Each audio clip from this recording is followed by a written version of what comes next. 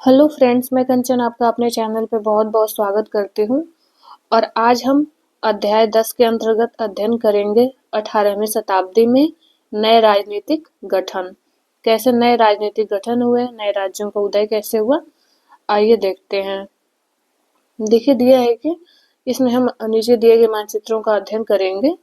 तो आगे दे रहा है कि हमें पता चलेगा कि 18वीं शताब्दी के पूर्वार्ध के दौरान उपमहाद्वीप में कुछ विशेष रूप से उल्लेखनीय घटनाएं घटी। गौर कीजिए कि कई स्वतंत्र राज्यों के उदय से मुगल साम्राज्य की सीमाएं किस तरह से बदली और आप यह भी देखेंगे कि 1765 तक एक अन्य शक्ति यानी ब्रिटिश सत्ता ने पूर्वी भारत के बड़े-बड़े हिस्सों को सफलतापूर्वक हड़प लिया। देखिए यहाँ पे ये दिया है कि 18वीं शताब्दी में नए राज्यों का गठन कैसे हुआ, ये चित्र दिया हुआ है। इसमें स्पष्ट नहीं हो पा रहा है जूम करने पे। तो देखिए यहाँ पे लाहौर ये दिखा रहे हैं, यहाँ पे मालवा साम्राज्य देखने को मिलेगा, ये गुजरात, ये अवध प्रांत हो गया, यहाँ पे ये बंगाल प्रांत हो गया। इस तरह से बहुत सारे राज्यों का इस तरह से उदय हुआ। इधर हैदराबाद, पूना, ये सब सूबे थे। आगे हम देखते हैं इसमें। देखिए दिया है कि ये चित्र हमें ये दर्शाता है कि 18वीं शताब्दी एक ऐसी अवधि थी जब भारत में राजनीतिक परिस्थितियां अपेक्षाकृत एक छोटे से समय अंतराल में बड़ी तेजी से अचानक बदलने शुरू हुई। यानी 18वीं शताब्दी ही वह काल था जिसमें विभिन्न राज्यों का उदय हमें देखने को मिलता है। भारत में के भिन्न भिन्न राज्य भी उस समय उदय हुए उनका। आगे दे रहे कि इस अध्याय में हम 18वीं शताब्दी के पूर्वार्ध मोटे तौर पर 1707 में जब औरंगजेब की मृत्यु हुई थी से 1761 तक जब पानीपत की तीसरी लड़ाई हुई के दौरान उपमहाद्वीप में उत्पन्न हुई नई राजनीतिक शक्तियों के बारे में हम इसमें पढ़ेंगे। देखिए इस चित्र में भी दिखाया है कि ब्रिटिश नियंत्रण के अंतर्गत क्षेत्र यानी ये जो क्षेत्र है, इस यहाँ जो दिखाया गया है ये बंगाल का हो गया, इधर हैदराबाद, उड़ीसा, ये सारे क्षेत्र जो था इस समय ब्रिटिश शासन के नियंत्रण में था। देखिए दिया कि मुगल साम्राज्य और परवर्ती मुगलों के लिए संकट की स्थिति कैसे इन राज्यों ने, इन नए राज्यों के उदय से मुगल साम्राज्य को या फिर परवर्ती जो उसके मुगल थे उनको किस तरह से ये संकट की स्थिति थी। यहाँ दिया है कि अध्याय 4 में हमने मुगल साम्राज्य के बारे में पढ़ा था कि उसने अपनी सफलता की ऊंचाइयां किस प्रकार प्राप्त किया था। और फिर 17वीं शताब्दी के अंतिम वर्षों में उसके सामने तरह तरह के संकट किस प्रकार खड़े होने लगे थे।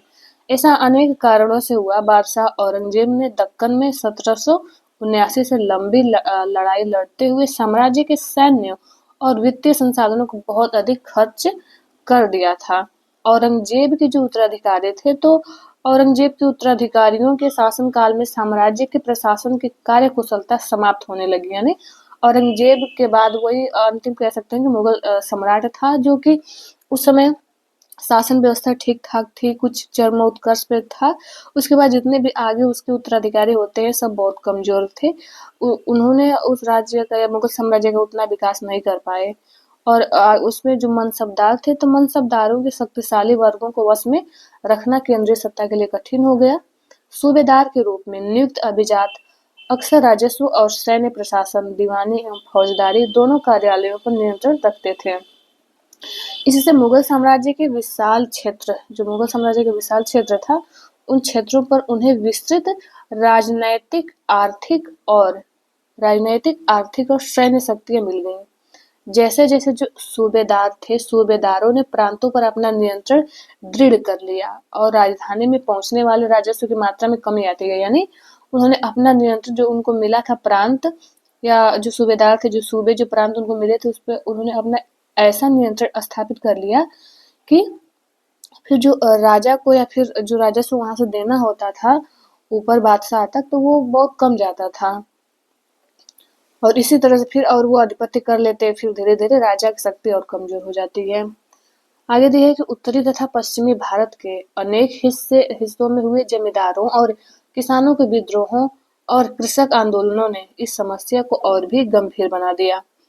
कभी कभी ये विद्रोह बढ़ते हुए करों के भार के विरुद्ध किए गए थे और कभी कभी ये शक्तिशाली सरदारों के द्वारा अपनी स्थिति को सुदृढ़ बनाने की कोशिशें थी। अतीत में भी विद्रोही समूहों ने मुगल सत्ता को चुनौती दी थी, परंतु अब ऐसे समूहों ने क्षेत्र के आर्थिक संसाधनों का प्रयोग अपने स्थितियों को मजबूत करने के लिए किया। जिस तरह से धीरे-धीरे राजनैतिक व आर्थिक सत्ता प्रांतीय सूबेदारों, स्थानीय सरदारों व अन्य समूहों के हाथों में आ रही थी, तो औरंगजेब के उत्तराधिकारी इस बदलाव को रोक नहीं सके। यानी और जो बाहरी समूहों से जो आक्रमण होता था, तो क्योंकि औरंगजेब के और जो उत्तराधिकारी आने वाले थे, वो बहुत कमजोर थे, तो इसलिए इनका सामना नहीं कर पाते थे। आगे दिया है कि भरपूर फसल और खाली तिजोरियां। इसमें दिया है ये तत्कालीन लेखक ने साम्राज्य के वित्तीय दिवालियेपन का वर्णन किया है कि किस तरह से वित्तीय दिवालियापन या वित्तीय संकट आया था कि जो बड़े जमींदार थे निस्सहाय और निर्धन हो गए। उनके किसान वर्ष में 2 फसलें उगाते हैं, लेकिन उन्हें दोनों में से कुछ नहीं मिलता है। उनके स्थानीय जो गुमास्ते एक तरह से किसानों के हाथ की कठपुतली बने रहते हैं, जैसे कि स्वयं किसान अपने ऋणदाता के वश में रहता है, जब तक कि वह साहूकार का कर्जा नहीं चुका देता। इस प्रकार संपूर्ण व्यवस्था एवं प्रशासन इतना चकनाचूर हो चुका है कि यद्यपि किसान अपनी फसल के जरिए मानो सोना बटोरता है, लेकिन उसके मालिक जमींदार को एक तिनके का टुकड़ा भी नहीं मिलता है। ऐसी हालत में जमींदार सशस्त्र सेना कैसा रख सकते हैं, जिनकी उससे आशा की जाती है, और वे अपने सैनिकों को जो लड़ाई के समय उनके आगे आगे चलते हैं और घुड़सवारों को जो उनके ठीक पीछे चलते हैं, पैसा कहाँ से देंगे। यानी किसानों का अपने फसलों पर नियंत्रण था और जमींदारों को उनके अपने सेना रखने के लिए, उनके संचालन के लिए उनको वेतन देना पड़ेगा। तो जब उनको वहाँ उनसे अनाज नहीं मिलेगा, उनसे कर नहीं मिलेगा, तो फिर वो अपने बड़ी मात्रा में या सेना या फिर संरक्षण के लिए सेनाएं नहीं रख सकते हैं। ये एक लेख दिया हुआ है, उस समय का वर्णन कर रहा है कि उस समय स्थिति बहुत खराब हो गई थी। आगे दिया है कि इस आर्थिक राजनीतिक जो संकट आया था, इस आर्थिक और राजनीतिक संकट के बीच ईरान का एक शासक नादिर शाह ने 1739 में दिल्ली पर आक्रमण कर दिया और संपूर्ण नगर को लूट कर वह बड़ी भारी मात्रा में धन दौलत ले गया। नादिर शाह आया था ईरान से। नादिर शाह आक्रमण के बाद, जब नादिर शाह आक्रमण किया था, उसके आक्रमण के बाद अफगान शासक अहमद शाह अब्दाली के आक्रमणों का तांता लगा रहा है। यानी जब इसके जाने के बाद अहमद शाह अब्दाली आता है, तो इन सबको इससे पता चलता है कि भारत में बहुत धन दौलत है, या फिर उनको उससे फिर प्रोत्साहन मिलता है। तो फिर और देखें तो ईरान के शासक के बाद फिर हमें अफगान शासकों का इधर कहें कि आने का देखने को मिलता है कि आने लगे। उसके बाद आता है अहमद शाह अब्दाली। इसने 1748 में से 1761 के बीच 5 बार उत्तरी भारत पर आक्रमण किया था अहमद शाह अब्दाली ने, और लूटपाट मचाई थी, धन लूटा।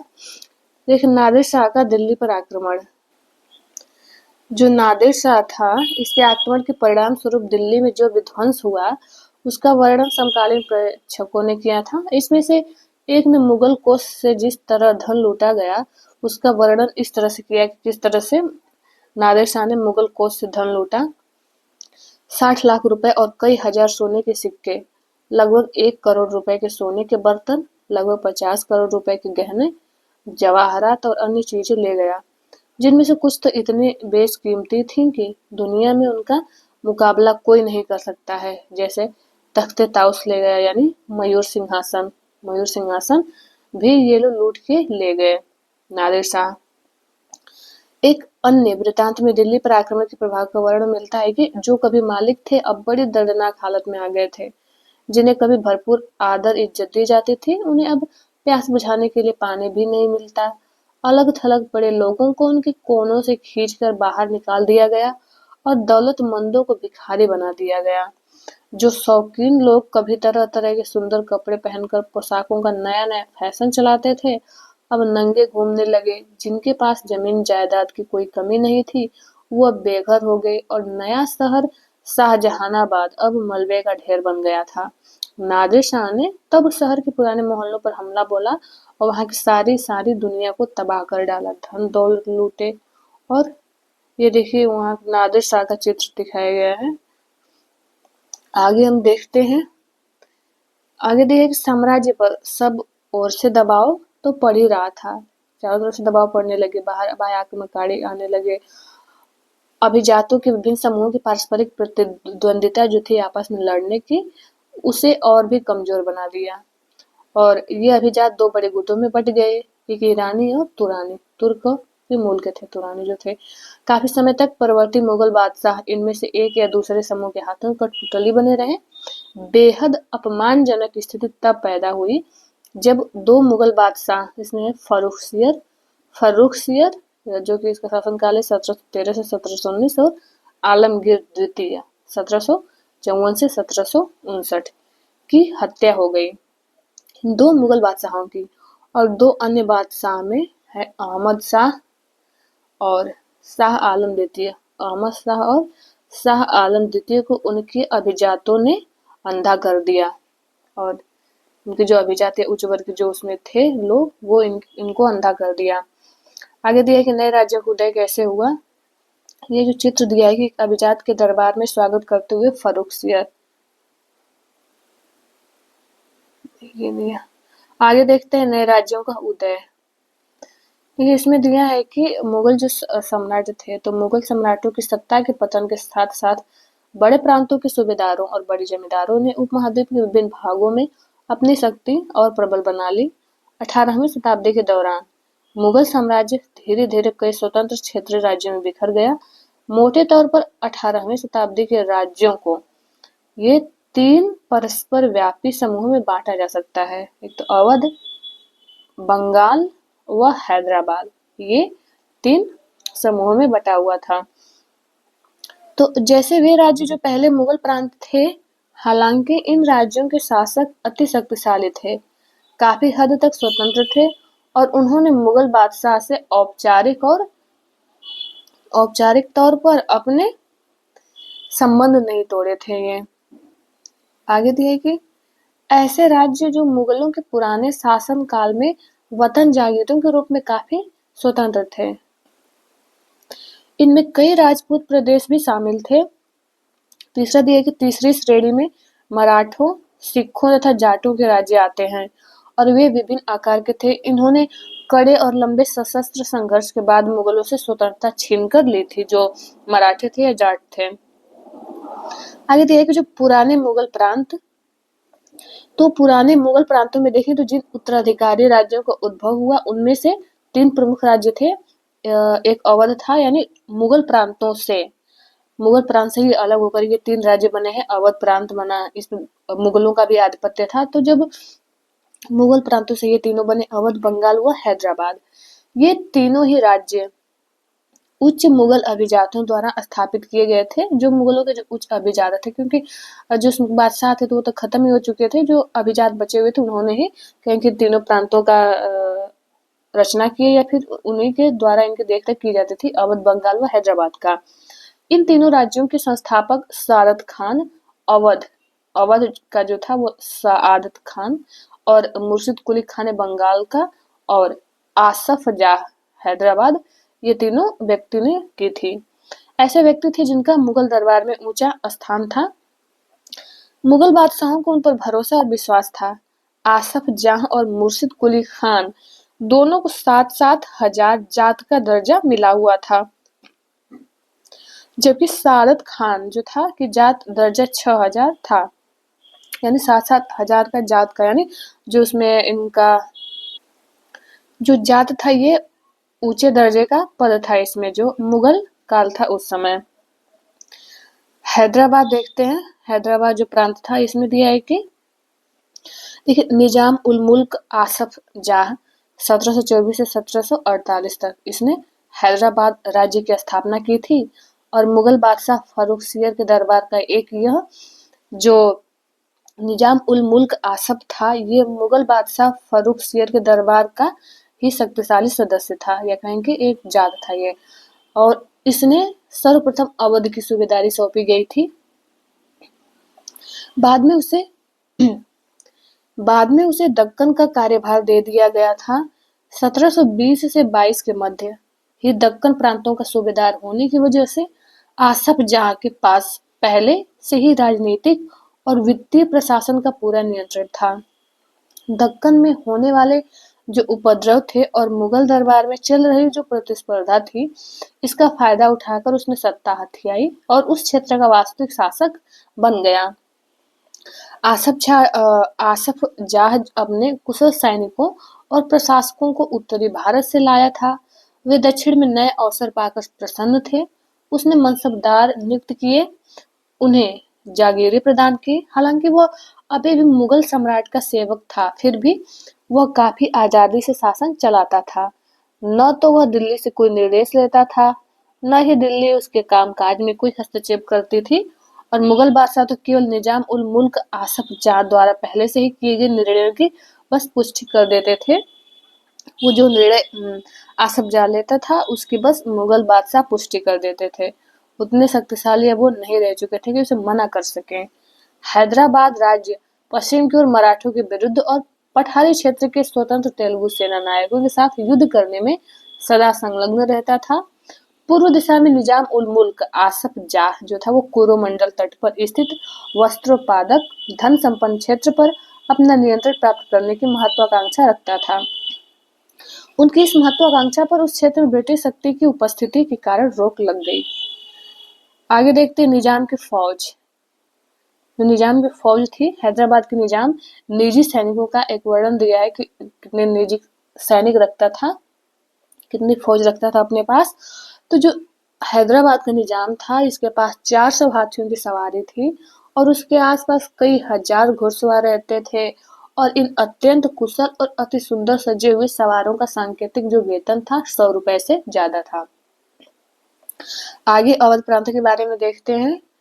ये दिया है कि यहाँ बुरहान उल मुल्क सादत खान को 1722 में अवध का सूबेदार नियुक्त किया गया था। अवध का सूबेदार मुगल साम्राज्य का विघटन होने पर जो राज्य बने, उनमें यह सर्वाधिक महत्वपूर्ण राज्यों में से एक था। एक बार और देखते हैं इसे। ये जो मुगल साम्राज्य से विघटन के बाद मुगल साम्राज्य से ये राज्य बने और इन राज्यों में सबसे महत्वपूर्ण था अवध प्रांत।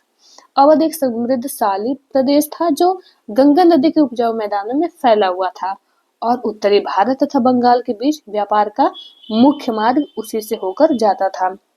उत्तर देखिए बीच में पड़ जाएगा, उत्तरी भारत व बंगाल के बीच के जो रास्ते जाते हैं इसी से होकर जाते थे। आगे देखते हैं। बुरहान उल मुल्क ने भी अवध की सूबेदारी, दीवानी और फौजदारी एक साथ अपने हाथ में ले ली और सूबे की जो राजनीतिक, वित्तीय और सैनिक मामलों का एकमात्र कर्ता धर्ता बन गया बुरहान उल मुल्क। बुरहान उल मुल्क ने अवध क्षेत्र में मुगल प्रभाव को कम करने की कोशिशों के चलते मुगलों द्वारा नियुक्त अधिकारियों, जागीरदारों की संख्या में कटौती कर दी। उसने राजगीरों के आकार में भी कटौती की और रिक्त स्थानों पर अपने निष्ठावान जो सेवक थे, उन सेवकों को नियुक्त किया। धोखाधड़ी को रोकने के लिए जागीर अधिकारियों के खातों व लेखों की जांच की गई और नवाब के दरबार द्वारा नियुक्त जो अधिकारी होते थे, इन्हीं अधिकारियों द्वारा सभी जिलों के राजस्व का फिर से निर्धारण किया गया। और उसने अनेक राजपूत जमींदार जो थे, जमींदारों और रुहेलखंड के अफगानों की उपजाऊ कृषि भूमियों को अपने राज्य में मिला लिया। ये चित्र दिया है बुरहान उल मुल्क का। तो बुरहान उल मुल्क ने जो भी राजपूत जमींदार थे और रुहेलखंड के अफगानों की उपजाऊ भूमि को अपने राज्य में मिला लिया। राज्य ऋण प्राप्त करने के लिए स्थानीय सेठ और जो साहूकार हुआ करते थे और महाजनों पर निर्भर रहते थे, जो भी ऋण प्राप्त करने के लिए स्थानीय या फिर जो किसानी है वहाँ की जो आम जनता है, तो स्थानीय सेठों से, साहूकारों से, महाजनों से ऋण लिया करती थी। राज्य राजस्व का ठेका सबसे ऊंची बोली लगाने वाले इजारेदार को देता था कि जो उस राज्य का कि जो सबसे ज्यादा हमें कर देगा, मतलब बोली लगाएगा, तो उसे राज्य का राजस्व का ठेका दे दिया जाएगा। इजारेदार इजारेदार जो था, ये राज्य को एक निश्चित रकम के भुगतान का वचन देते थे कि मैं इतना भुगतान, इतना कर आपको पहुंचाता रहूंगा। स्थानीय जो साहूकार राज्य को ठेके की रकम के भुगतान की गारंटी देते थे। दूसरी ओर जो इजारेदार थे, तो इजारेदारों को कर का मूल्यांकन करने और उसे एकत्र करने की खासी छूट दे दी गई थी और इन परिवर्तनों के फलस्वरूप साहूकारों और महाजनों जैसे कई नए सामाजिक समूह राज्य की राजस्व प्रणाली के प्रबंधन को प्रभावित करने लगे। पहले ऐसा कभी नहीं हुआ था कि ऐसा मतलब जो भी राज्य की राजस्व की प्रणाली को संबंध जो था उसका प्रणाली का प्रबंध को प्रभावित करने लगे महाजन या साहूकार। लेकिन धीरे धीरे फिर सत्ता कमजोर होने लगी, राजाओं की शक्ति घटने लगी, तो फिर धीरे धीरे नीचे पद वाले लोग क्या हुए, विशेष होने लगे, उनकी प्रभुसत्ता बढ़ने लगी। बंगाल के बारे में दिया है कि मुर्शिद कुली खान के नेतृत्व में बंगाल धीरे धीरे मुगल नियंत्रण से अलग हो गया। मुर्शिद कुली खान बंगाल के नायब थे, नवाब था ये, और यानी कि प्रांत के सूबेदार के प्रतिनियुक्त थे। यद्यपि मुर्शिद कुली खान औपचारिक रूप से सूबेदार कभी नहीं बना। उसने बहुत जल्द सूबेदार के पद से जुड़ी हुई जो सत्ता थी अपने हाथ में ले ली। हैदराबाद और अवध के शासकों की तरह, जो हैदराबाद अवध के शासक थे, इन्हीं शासकों की तरह क्या करता था, ये भी राज्य के राजस्व प्रशासन पर अपना नियंत्रण जमाया। और बंगाल में मुगल प्रभाव को कम करने के लिए उसने बंगाल के राजस्व का बड़े पैमाने पर पुनर्निर्धारण करने का भी आदेश दे दिया और सभी जमींदारों से बड़ी कठोरता से इसने राजस्व वसूला। परिणाम स्वरूप बहुत से जमींदारों को महाजनों, साहूकारों से उधार लेना पड़ता था। अब उतना यदि राजस्व नहीं मिल पा रहा है तो उधार लेके देते थे। जो लोग राजस्व का भुगतान नहीं कर पाते थे उन्हें मजबूरन अपनी जमीनें बड़े जमींदारों को बेचनी पड़ती थी। इस प्रकार 18वीं शताब्दी में बंगाल के एक क्षेत्रीय राज्य बन जाने से जमींदारों में काफी बदलाव आया। राज्य और साहूकारों के बीच हैदराबाद तथा अवध में जो घनिष्ठ संबंध था राज्यों और साहूकारों के बीच, वही अलीवर्दी खान के शासन काल में बंगाल में भी स्पष्ट दिखाई दिया। राज्यों और साहूकारों के बीच घनिष्ठ संबंध। उसके शासन काल में जगत सेठ का साहूकार घराना अत्यंत समृद्धशाली हो गया। तो जो जगत सेठ है इसका साहूकार घराना अत्यंत समृद्धशाली हो गया। आगे देखते हैं, यहाँ पे दिया है, ये चित्र दिया है कि किसका चित्र दिया है, ये है अलीवर्दी खान का दरबार। अलीवर्दी खान, चित्र से उतना स्पष्ट नहीं होगा हमें। आइए हम देखते हैं, यदि हम इन राज्यों के अभिलक्षणों पर विहंगम दृष्टि डालें तो हमें कुछ सामान्य विशेषताएं देखने को मिलेंगी। पहला कि यद्यपि हम देखें तो बड़े राज्य पुराने मुगल अभिजातों द्वारा स्थापित किए गए थे और ये अभिजात कुछ प्रशासनिक व्यवस्थाओं के प्रति संदेहास्पद थे। उन्हें उत्तराधिकार में मिले थे। विशेषतः वे जागीरदारी व्यवस्था को अत्यंत संदेह की दृष्टि से भी देखते थे। और दूसरा है कि उनके जो कर प्राप्त करने के जो तरीके थे मुगलों से भिन्न थे। ये कर जो प्राप्त करते थे ये मुगलों से भिन्न तरीके से कर एकत्र करते थे। कर संग्रह के लिए राज्य के अधिकारियों पर निर्भर न रहकर तीनों राज्यों हैदराबाद, अवध, बंगाल ने राजस्व वसूली के लिए इजादारों के साथ ठेके कर लिए। इजारेदारी की प्रथा जो मुगलों द्वारा पूर्णतः नापसंद की गई थी, 18वीं शताब्दी में समस्त भारत में फैल गई थी। देहात के उसके प्रभाव में क्षेत्रीय विभिन्नताएं थी। इन सभी क्षेत्रीय राज्यों में तीसरा सामान्य लक्षण यह था कि उनमें राज्य और धनी महाजनों तथा वाणिक जनों के बीच संबंध जो थे उभरने लगे। ये साहूकार महाजन लोग लगान वसूल करने वाले इजारेदारों को पैसा उधार देते थे। बदले में प्रतिभूति, जमानत या बंधक के रूप में जमीन रख लेते थे। उनकी जोतों से अपने खुद की करिंदों के जरिए कर वसूल किया करते थे और इस प्रकार समस्त भारत में धनाढ्य साहूकारों और महाजनों की इस नई राजनीतिक व्यवस्था में साझेदारी बढ़ रही थी। जो राजपूतों की वतन जागीरी थी, तो बहुत से राजपूत घराने, विशेष रूप से अंबर और जोधपुर के राजघराने, मुगल व्यवस्था में विशिष्टता के साथ सेवारत थे। जो जोधपुर घराने के मुगल थे और बदले में उन्हें अपनी वतन जागीरों पर पर्याप्त स्वायत्तता का आनंद लेने की अनुमति मिली हुई थी। वह अपने जागीरों पे उनका स्वयं का नियंत्रण था। और अब 18वीं शताब्दी में इन शासकों ने अपने पास के इलाकों पर अपने नियंत्रण का विस्तार करने के लिए अपने हाथ पांव मारने शुरू किए। जोधपुर के राजा जो अजीत सिंह थे, अजीत सिंह ने मुगल दरबार की जो गोटिया राजनीति थी वे अपने पैर फंसा लिए, यानी उसमें इन्होंने अपना खाना वाना बनाया। और इन प्रभावशाली राजपूत घरानों ने गुजरात और मालवा के जो लाभदायक सूबे थे, सूबों की सूबेदारी का दावा किया। जोधपुर के राजा अजीत सिंह को गुजरात की सूबेदारी और अंबर के सवाई राजा जयसिंह को मालवा की सूबेदारी मिल गई। बादशाह जहांदार शाह ने 1713 में इन राजाओं के इन पदों का नवीनीकरण कर दिया। इन्होंने अपने वतनों के पास पड़ोस के शाही इलाके जो थे उनके भी कुछ हिस्सों पर कब्जा करने की कोशिशें की। जोधपुर राजघराने ने नागौर को जीत लिया और अपने राज्य में मिला लिया नागौर को जोधपुर घराने ने। दूसरी ओर अंबर ने बूंदी के बड़े-बड़े हिस्सों पर अपना कब्जा कर लिया। सवाई राजा जयसिंह ने जो जयपुर था, जयपुर में अपनी नई राजधानी स्थापित की और उसे 1722 में आगरा की सूबेदारी दी गई थी। 1740 के दशक में देखें, 1740 के दशक से राजस्थान में जो मराठे थे, तो मराठों के इन अभियानों ने रजवाड़ों पर भारी दबाव डालना शुरू कर दिया, जिससे उनका अपना विस्तार आगे होने से रुक गया। ये दिया है कि कई राजपूत सरदारों ने पहाड़ियों की चोटियों पर किले बनाए जो सत्ता के केंद्र में बने। इन किलों में ही उनकी सत्ता का केंद्र था या यहाँ से नियंत्रण करते थे इन किलों में रह के। और व्यापक किलेबंदी के साथ इन भव्य संरचनाओं में नगर, महलें, मंदिर, व्यापारिक केंद्र, जल संग्रहण आदि संरचनाएं होती थी और इनमें विभिन्न प्रकार की इमारतें होती थी। चित्तौड़गढ़ किले में तालाब, कुंडी, बावली जैसे कई जलाए, मतलब कहने का मतलब ये है कि इन किलों में महलों, मंदिरों, इन सब भव्य व्यापारिक केंद्रों, जल संग्रहण के साथ साथ बीच में क्या होता था, इन किलाओं के बीच हमें तालाब जैसे बावलियों का भी निर्माण देखने को मिलता है। ये दिया हुआ है कि जयपुर में जंतर मंतर। देखिए, जयपुर के राजा जयसिंह, इन्होंने बहुत सारी रचनाएं करवाई थी।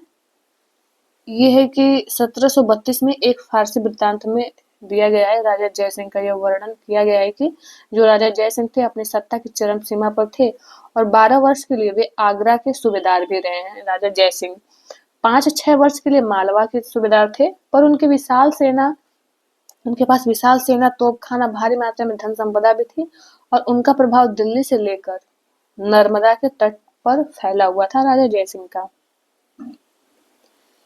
ये है अम्बेर के शासक सवाई जयसिंह ने दिल्ली में देखे तो जयपुर, उज्जैन और मथुरा और वाराणसी में 5 खगोलीय वेधशालाओं का निर्माण किया है, जिसे हम जंतर मंतर के नाम से जानते हैं। देखिए, ये जयपुर का जंतर मंतर दिखाएगी इस तरह दिल्ली, हमें दिल्ली में, वाराणसी में, उज्जैन, मथुरा में 5 जंतर मंतर देखने को मिल जाएंगे। ये वेधशालाओं में खगोलीय पिंडों के अध्ययन हेतु कई उपकरण यानी खगोलीय पिंडों का यहाँ से इन वेधशालाओं द्वारा अध्ययन किया जाता है। ये जो चित्र दिया है ये मेहरगढ़ किला का जोधपुर का है, ये मेहरगढ़ किला का चित्र है, ये जो दिखाया गया है। आजादी हासिल करना, आजादी हासिल करने में किनका योगदान हमें देखने को मिलता है भारतीय इतिहास में। तो देखिए, ये दिया है कि अध्याय 8 में हमने पढ़ा था कि 17वीं शताब्दी के दौरान सिख एक राजनीतिक समुदाय के रूप में गठित हो गए थे और इससे जो पंजाब के क्षेत्रीय राज्य निर्माण को बढ़ावा मिला। यानी सिख राज्य संगठित होंगे तो अपना राज्य गठन करेंगे, तो पंजाब में देखें तो राज्य निर्माण को बढ़ावा मिला। गुरु गोविंद सिंह ने 1699 में खालसा पंथ स्थापित किया। गुरु गोविंद सिंह ने खालसा पंथ स्थापित किया 1699 में। और स्थापना के पूर्व और उसके पश्चात राजपूत व मुगल शासकों के खिलाफ कई लड़ाइयां लड़ी। 1708 में गुरु गोविंद सिंह की मृत्यु के बाद बंदा बहादुर के नेतृत्व में खालसा ने मुगल सत्ता के खिलाफ विद्रोह किए। उन्होंने बाबा गुरु नानक और गुरु गोविंद सिंह के नामों वाले सिक्के गढ़कर अपने शासन को सार्वभौम बताया।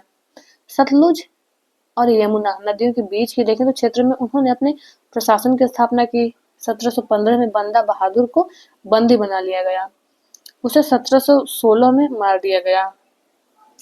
18वीं शताब्दी में कई योग्य नेताओं के नेतृत्व में सिखों ने अपने आप को पहले जत्थों में और बाद में मिसलों में संगठित किया।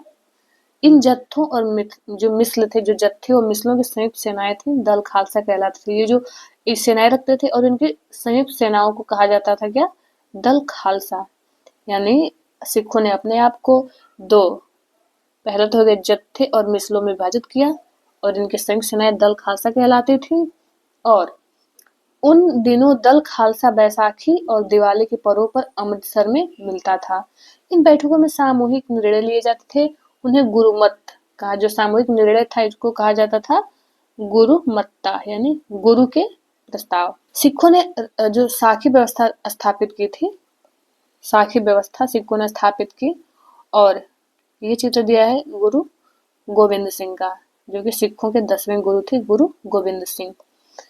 आगे दिया है कि इसके अंतर्गत किसानों से उनकी उपज का 20% कर के रूप में लेकर बदले में उन्हें संरक्षण प्रदान किया गया। और गुरु गोविंद सिंह ने खालसा को प्रेरित किया था और कि इसलिए किया था कि शासन उनके भाग्य में है, राजा करेगा खालसा। यानी अपने सुनियोजित संगठन के कारण खालसा पहले मुगल सूबेदारों के खिलाफ और फिर अहमद शाह अब्दाली के खिलाफ सफल विद्रोह कर प्रकट कर सका। यानी खालसा पंथ ने मुगलों के खिलाफ भी लड़े, फिर उसके बाद अहमद शाह अब्दाली आता है, उसके खिलाफ भी लड़ते हैं। अहमद शाह अब्दाली ने मुगलों से पंजाब का समृद्ध प्रांत और सरहिंद की सरकार को अपने कब्जे में कर लिया। अहमद शाह अब्दाली एक था, अफगान शासक था, आया था, फिर बाद में इसी से लड़ाई होता है, हमें देखने को मिलता है पानीपत का तृतीय युद्ध मराठा साम्राज्य व अहमद शाह अब्दाली के बीच। आगे दिया है कि जो खालसा ने 1765 में अपना सिक्का गढ़कर सार्वभौम शासन की स्थापना कर दी। और यह महत्वपूर्ण है कि सिक्के पे उत्कृष्ट जो शब्द थे वो वही थे जो बंदा बहादुर के समय में खालसा के आदेशों में पाए जाते हैं। 18वीं शताब्दी के अंतिम भाग में सिख जो थे, सिख इलाके सिंधु से यमुना तक फैले हुए थे। यद्यपि ये विभिन्न शासकों में बटे हुए थे। इनमें से एक शासक महाराजा रणजीत सिंह ने विभिन्न सिख समूह में फिर से एकता कायम करके 1799 में लाहौर को अपनी राजधानी बनाया। देखिए ये दिया है शिवाजी का रूप चित्र है। 17वीं सदी के अंत तक दक्कन में शिवाजी के नेतृत्व में एक शक्तिशाली राज्य उभरा और ये एक मराठा राज्य की स्थापना की इन्होंने। कहेंगे इसमें दक्कन में शिवाजी का जन्म 1630 में शाहजी और जीजाबाई से हुआ था। इनके कहेंगे पिताजी का नाम शाहजी और माता का नाम जीजाबाई था। अपनी माता और अभिभावक दादा कोंडदेव के मार्ग निर्देशन में शिवाजी बहुत कम उम्र में ही विजय पथ पर निकले। जावली पर कब्जे में उन्हें मवाला मराठों का जो मवाला पठानों का अविवादित मुखिया बना दिया, जिसने उनके क्षेत्र विस्तार का पथ प्रशस्त किया। बीजापुर और मुगलों के खिलाफ उनके कारनामों ने उन्हें विख्यात व्यक्तित्व बना दिया और वे अपने विरोधियों के खिलाफ प्रायः गुरिल्ला युद्ध से लड़ते थे। चौथ और सरदेशमुखी था, ये एक प्रकार का कर था। आधारित यह राजस्व संग्रह प्रणाली की सहायता से उन्होंने एक मजबूत मराठा राज्य की नींव रखी। यानी इन 2 करों के माध्यम से राजस्व प्राप्त करते थे और इसी आधार पर उन्होंने मराठा साम्राज्य की नींव रखी। यहाँ पे देखते मराठा का दिया कि मराठा राज्य एक अन्य शक्तिशाली क्षेत्रीय राज्य था जो मुगल शासन का लगातार विरोध करके उत्पन्न हुआ था। मुगल सम्राट का शासन का ये विरोध करता था मराठा साम्राज्य। शिवाजी 1627 से 1680 तक इनका समयकाल रहा और इन्होंने शक्तिशाली योद्धा परिवारों और देशमुखों की सहायता से एक अस्थायी राज्य की स्थापना की। अत्यंत गतिशील कृषक पशुचारक कुंभी मराठों की सेना के मुख्य आधार बन गए। शिवाजी ने प्रायद्वीप में मुगलों को चुनौती देने के लिए इस सैन्य बल का प्रयोग किया। शिवाजी की मृत्यु के पश्चात मराठा राज्य में प्रभावी शक्ति चित्पावन ब्राह्मणों के एक परिवार के हाथ में रही, जो शिवाजी के उत्तराधिकारियों के शासनकाल में पेशवा, जो प्रधानमंत्री हुआ करते थे, के रूप में अपनी सेवाएं देते रहे। पुणे मराठा राज्य की राजधानी बन गया। इसमें जो पुणे था, पुणे मुख्य रूप से मराठा राज्य की राजधानी बन गया। आगे है कि जो पेशवा थे उस समय, तो पेशवाओं की देखरेख में ही मराठों ने एक अत्यंत सफल सैन्य संगठन का भी विकास कर लिया और उनकी सफलता का रहस्य यह था कि वे मुगलों के किलाबंद इलाकों से टक्कर न लेते हुए उनके पास से चुपचाप निकलकर शहरों कस्बों पर हमला बोलते थे और मुगल सेना से ऐसे मैदानी इलाकों में मुठभेड़ लेते थे जहां की रसद पाने, कुमक आने के रास्ते आसानी से रोके जा सकते थे। आगे दिया है कि देखिए यदि चौथ एक प्रकार का देखिए करे हम लोग पढ़े हैं। यदि है कि चौथ जो था जमींदारों द्वारा वसूले जाने वाले भू राजस्व का 25% दक्कन में इनको मराठा वसूलते थे। जो चौथ कर था ये 25% लिया जाता था भू राजस्व ने जमींदारों से भू राजस्व का 25%। आगे यहाँ दिया है कि 1720 से 1761 के बीच मराठा साम्राज्य काफी विस्तार हुआ था और उसने धीरे धीरे काफी सफलतापूर्वक मुगल साम्राज्य की सत्ता को भी क्षति पहुंचाई। 1720 के दशक तक मालवा और जो गुजरात था मुगलों से ये छीन ली मराठाओं ने और 1730 के दशक तक मराठा नरेश को समस्त दक्कन प्रायद्वीप की अधिपति के रूप में मान्यता भी मिल गई। साथ ही इस क्षेत्र पे चौथ और सरदेशमुखी कर वसूलने का अधिकार भी मिल गया। 1737 में दिल्ली पर धावा बोलने के बाद मराठा प्रभुत्व की सीमाएं तेजी से बढ़ी। वे उत्तर में राजस्थान और पंजाब, पूर्व में बंगाल और उड़ीसा तथा दक्षिण में कर्नाटक और तमिल एवं तेलुगु प्रदेशों तक फैल गई। इन क्षेत्रों को औपचारिक रूप से मराठा साम्राज्य में सम्मिलित नहीं किया गया, मगर मराठा प्रभुसत्ता को स्वीकार करने के तरीके के रूप में उनसे भेंट की रकम ली जाने लगी। साम्राज्य की बात करें तो साम्राज्य के इस विस्तार से उन्हें संसाधनों का भंडार तो मिल गया, मगर उसके लिए उन्हें कीमत भी चुकानी पड़ी। मराठों के सैन्य अभियानों के कारण अन्य शासक भी उनके खिलाफ खड़े हो गए, अन्य शासकों से भी उनको सामना करना पड़ा। उसके बाद मराठों को 1761 में, ये बहुत महत्वपूर्ण है, पानीपत की तीसरी लड़ाई इन्होंने लड़ा 1761 में, और अन्य शासकों से कोई सहायता नहीं मिल पाई थी इनको पानीपत की तीसरी लड़ाई में मराठों को। अंततः अंतहीन सैन्य अभियानों के साथ साथ मराठों ने एक प्रभावी प्रशासन व्यवस्था तैयार की। जब किसी इलाके पर एक बार विजय अभियान पूरा हो जाता था तो मराठों का शासन सुरक्षित हो जाता था। तो वहां पे स्थानीय परिस्थितियों को ध्यान रखते हुए धीरे धीरे भू राजस्व की मांग की गई, कृषि को प्रोत्साहित किया गया, व्यापार को पुनर्जीवित किया गया। इससे सिंधिया और गायकवाड़ और भोंसले जैसे मराठा सरदारों को शक्तिशाली सेनाएं खड़ी करने के लिए संसाधन मिल सके। तो ये महत्वपूर्ण मराठा सरदार थे। इसमें सिंधिया थे, गायकवाड़ और भोंसले जैसे महान शक्तिशाली जो सरदार थे शक्तिशाली, इनको अपने सेनाएं खड़ी करने का संसाधन मिल सके। साथ ही 1720 के दशक में देखें तो मालवा में मराठा अभियानों ने उस क्षेत्र में स्थित शहरों के विकास व समृद्धि को कोई हानि नहीं पहुंचाई। उज्जैन सिंधिया के संरक्षण में, इंदौर जो था होलकर के आश्रय में फल फूल रहा था। जो उज्जैन हो गया, उज्जैन सिंधिया के संरक्षण में, और इंदौर होलकर के संरक्षण में फल फूल रहा था। ये शहर तरह तरह से बड़े और समृद्धशाली थे और वे महत्वपूर्ण वाणिज्यिक और सांस्कृतिक केंद्र के रूप में कार्य कर रहे थे। मराठों द्वारा नियंत्रित इलाकों में व्यापार के नए मार्ग खुले। चंदेरी के क्षेत्र में उत्पादित रेशमी वस्त्रों को मराठों की राजधानी पुणे में नया बाजार मिला। बुरहानपुर देखें तो पहले आगरा और सूरत के बीच की दूरी पर ही अपने व्यापार में संलग्न था, लेकिन अब उसने अपने वाणिज्यिक भीतरी क्षेत्रों को बढ़ाकर दक्षिण में पुणे और नागपुर को तथा पूर्व में देखें तो लखनऊ और इलाहाबाद को भी शामिल कर लिया। आगे देखते हैं, यहाँ दिया है कि जो जाट थे, जाट के बारे में, तो जाट को देखने से पहले हम ये एक और कर देखते हैं यहाँ पे, सरदेशमुखी कर के बारे में। ये जो सरदेशमुखी कर था ये दक्कन में मुख्य राजस्व संग्रहकर्ता को दिए जाने वाले भू राजस्व का 9 से 10% का हिस्सा था।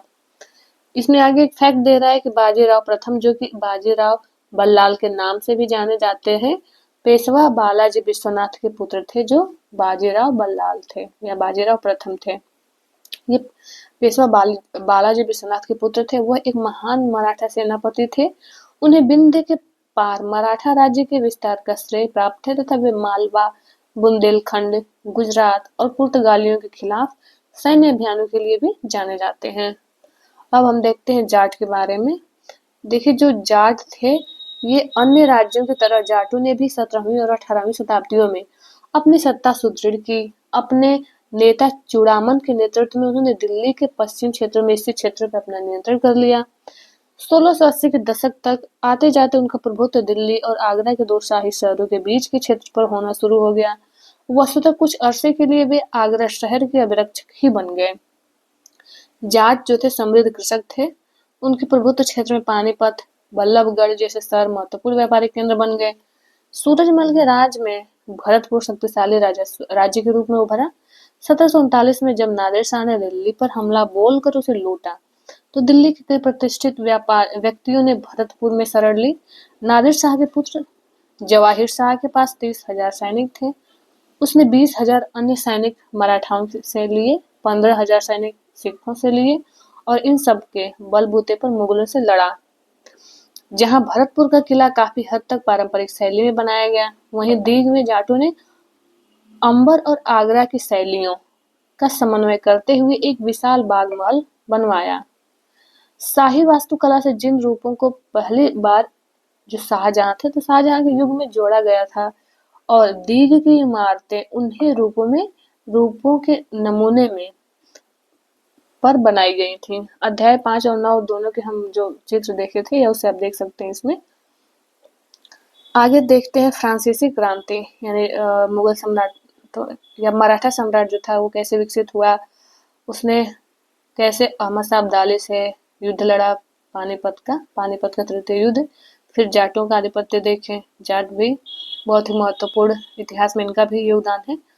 और फ्रांसीसी क्रांति के बारे में देखते हैं। फ्रांसीसी क्रांति के बारे में दिया है कि देखिए 18वीं शताब्दी में देखें तो भारत की विभिन्न जो राज्य व्यवस्थाओं में जनसाधारण को अपनी अपनी सरकारों के कार्यों में हिस्सा लेने का अधिकार नहीं था। यानी ऐसी स्थिति में पश्चिमी दुनिया में 18वीं शताब्दी के आखिरी दशकों तक बनी हुई थी। अमेरिका का देखें तो 1776 से 1781 और फ्रांसीसी क्रांतियों ने इस स्थिति को और साथ साथ अभिजात वर्ग के सामाजिक व राजनीतिक प्राधिकारों को चुनौती दी। फ्रांसीसी क्रांति के दौरान मध्य वर्गों, किसानों और शिल्पकारों ने पादरीगण और अभिजातों के विशेष अधिकारों के खिलाफ लड़ाई लड़ी। उनका मानना था कि जो मध्यम वर्ग थे, जो फ्रांसीसी क्रांति हुई तो मध्यम वर्ग किसान या कहेंगे जो अल्पसंख्यक जो दबे हुए थे लोग, उन्होंने जो पादरी वर्ग था वहाँ का मतलब ऊंचे कुल के ये लोग माने जाते थे, तो पादरी और जो अभिजात थे उनके खिलाफ लड़ाई लड़ी। उनका मानना था कि समाज में किसी भी समूह के जन्म सिद्ध प्राधिकार नहीं होने चाहिए, बल्कि लोगों की सामाजिक स्थिति योग्यता पर निर्भर करनी चाहिए, नहीं कि उसका जन्म के आधार पर ही जो उनके पूर्वजों को जो स्टेटस प्राप्त है वो सब सिर्फ उन्हीं को होना चाहिए। जन्म के आधार पर नहीं बल्कि कर्म के आधार पर होना चाहिए। जो व्यक्ति योग्य है उसको वो मिलना चाहिए अधिकार। फ्रांसीसी क्रांति के दार्शनिकों ने यह सुझाया कि सभी के लिए समान कानून और समान अवसर होने चाहिए। जो फ्रांस के जो दार्शनिक थे उनका यह भी कहना था कि सरकार की सत्ता लोगों से बननी चाहिए और जनता को सरकार के कार्य में भूमिका अदा करने का अधिकार होना चाहिए।